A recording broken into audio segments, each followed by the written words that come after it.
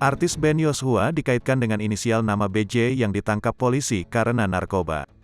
Namun melalui akun Instagram pribadinya, Ben Yosua langsung membantah. "Halo, selamat malam, sebenarnya gue malas klarifikasi. Gue pikir ini akan hilang dengan sendirinya, karena di postingan sudah gue jawab. Tapi ini ganggu banget sih," ucap Ben Yosua dikutip Kompas.com, Sabtu, tanggal 11 Desember tahun 2021. Ben Yosua juga menyebut bahwa kondisinya saat ini baik-baik saja dan baru pulang syuting. "Gue baik-baik saja, gue sehat, gue sudah pulang dari syuting dan ini sekalian sebagai klarifikasi gue," tambah aktor berusia 41 tahun itu. Sebelumnya melalui manajernya, Chimay, juga membantah adanya rumor Ben Yosua ditangkap karena narkoba. Sama halnya dengan Ben Yosua, Chimay menyebut bahwa pemilik nama asli Benyamin Yosua Rompis ini sedang syuting. "Bukan Ben Yosua ya, yang ditangkap," tulis Chimay kepada Kompas.com via pesan singkat.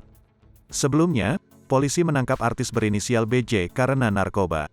Polisi menangkap artis tersebut lantaran narkoba berjenis sabu. Saat ini artis BJ tengah dalam pemeriksaan.